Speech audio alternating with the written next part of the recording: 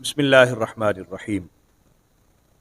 سورہ انفال کی 59 نمبر آیہ مبارکہ ہے، اور ہم سورہ انفال کا 8واں رکوع شروع کریں گے۔ اعوذ باللہ من الشیطان الرجیم، بسم اللہ الرحمن الرحیم۔ ولا يحسبن الذین کفروا سبقوا انہم لا يعجزون۔ ہم نے غزوہ بدر کا ذکر پڑھا تھا۔ اللہ تعالیٰ نے اہل ایمان کو فتح عطا فرمائی، اور کچھ کافر گرفتار ہوئے، کچھ نکل گئے، اور اس سے پہلے قافلہ تھا، تجارتی قافلہ، وہ بھاگ گیا۔ مختلف طرح کی قیاس آرائیاں تھیں جو یہ کافر کر رہے تھے کہ ہم یہ کریں گے اور وہ کریں گے۔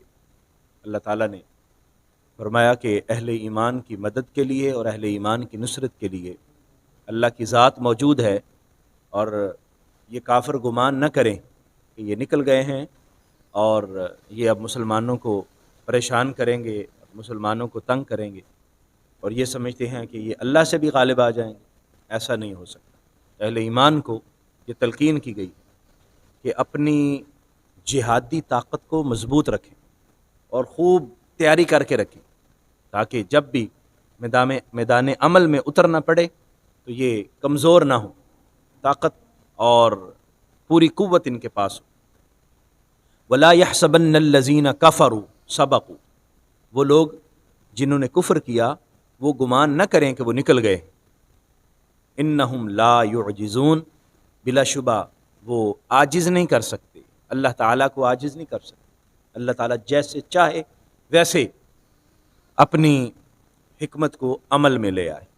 وَأَعِدُّوا لَهُمْ مَا اسْتَطَعْتُم مِّن قُوَّةٍ، اور تم تیار کرو۔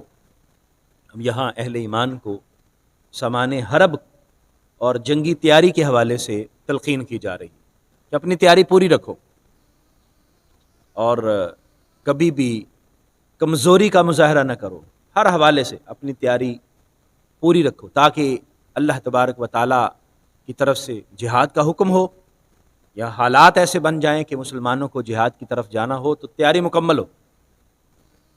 اور پھر دوسری بات یہ ہے کہ تمہاری تیاری مکمل ہوگی تو دشمن ڈر کے رہے گا، اور دشمن جو ہے وہ کبھی بھی تم پر حملہ کرنے کی جسارت نہیں کرے گا۔ وَأَعِدُّوا، تم تیار کرو، لہم، ان کے لیے، مستطاعتم، جتنا تم کر سکتے ہو، جتنی تمہاری استطاعت ہے تیار کرو۔ کیا؟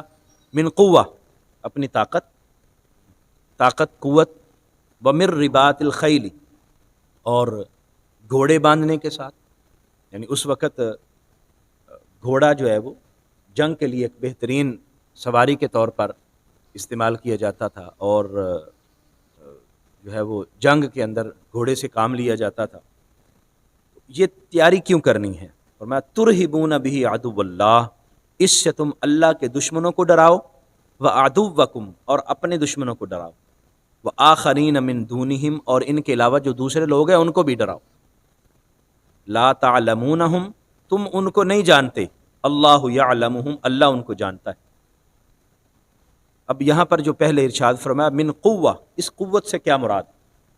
بعض مفسرین کرام نے لکھا اس وقت کی تفسیر کے مطابق کہ اس سے مراد تیر اندازی، یعنی اپنی تیر اور تلوار اور اس طرح کی جتنی طاقت ہے مکمل، تو یعنی فوج کو مکمل طور پر تیار رہنا چاہیے۔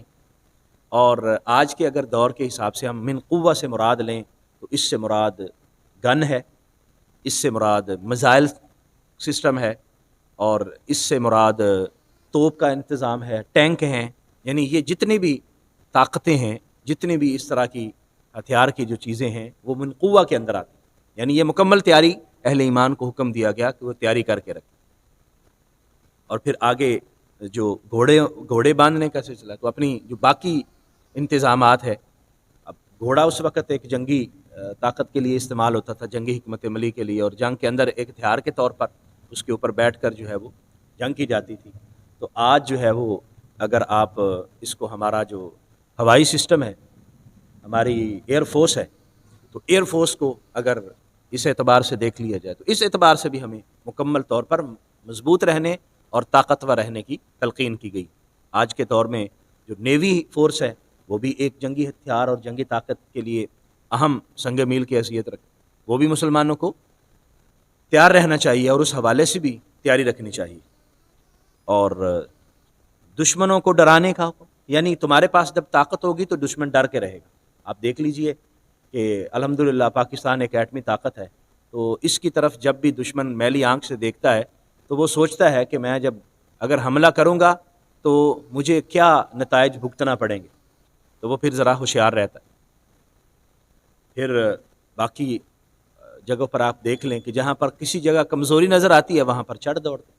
آپ ابھی فلسطین کا حساب دیکھ لیں، کتنے لوگ ہیں جو کسی خاطر میں ہی نہیں لا رہے اور وہ بیچارے کمزور ہیں تو ان کو جو ہے وہ دبائی جا رہے ہیں، اور اتنے ہزاروں کی تعداد میں لوگ شہید ہو چکے ہیں، بچے، خواتین، بوڑھے، اور ان کی عمارتیں تباہ ہو چکی ہیں، اسکول کالجز تباہ ہو چکے ہیں، یہاں تک کہ ہسپتال انہوں نے تباہ کر دیے، اور مسلمانوں کو اس بات کا احساس نہیں ہے۔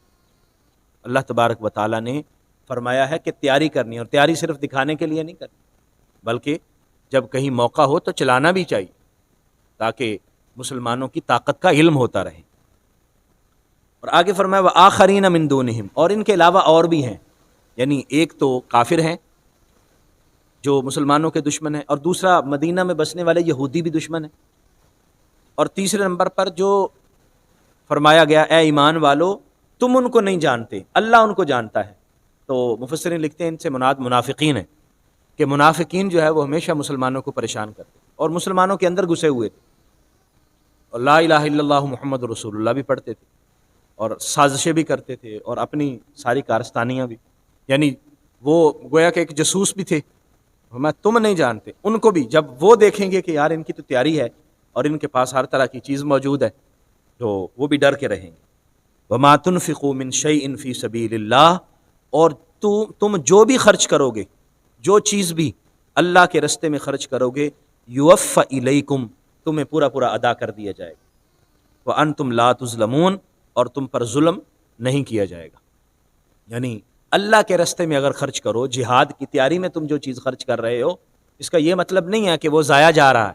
اپنے ہتھیار تیار کر رہے ہو، ایٹمی طاقت بن رہے ہو، اپنی فورس کو مضبوط بنا رہے ہو، اپنی آرمی کو، نیوی کو، ایئر فورس کو مضبوط بنا رہے ہو، تو یہ پیسے ضائع نہیں جا رہے، بشرطے کہ صحیح جگہ پر استعمال ہو رہے ہیں، اس سے تمہاری طاقت مضبوط ہو رہی ہے۔ اور جو لوگ بھی اس میں خرچ کرتے ہیں اللہ کی رضا کے لیے، فی سبیل اللہ کا ہے، اللہ کے رستے میں، جہاد کی تیاری اللہ کا حکم ہے نا، تو نیت کو درست رکھتے ہوئے اللہ کے رستے کے اندر اگر کوئی خرچ کر رہے ہو تو فرمایا اللہ پورا پورا اجر عطا فرمائے گا، اور کوئی کسی جگہ پر کمی نہیں رہنے دے گا، اور اللہ تعالیٰ کسی پر ظلم نہیں فرماتا۔ تو اہل ایمان کو یہ حکم ہے کہ وہ اپنے آپ کو تیار رکھیں اور ہمیشہ اپنی اس حوالے سے تیاری مکمل کریں، تاکہ دشمن خدا اور دشمن مصطفیٰ اور دشمن عالم اسلام ڈر کے رہے اور عالم اسلام کو ایک غلبہ کی کیفیت رہے۔ اللہ تعالیٰ کرے کہ عالم اسلام ایسے ہو جائے، سارے کے سارا عالم اسلام اتفاق اور اتحاد کے ساتھ مل کر، جس طرح نیٹو فورسز بنی ہوئی ہیں، عالم اسلام کی فورسز بنے، تاکہ ہمیں فلسطین، عراق اور شام اور اس طرح کے حالات دیکھنا نہ پڑے۔ اللہ تعالیٰ توفیق عطا فرمائے، آمین۔ وآخر دعوایا ان الحمد للہ رب العالمین، آمین۔ بسم اللہ۔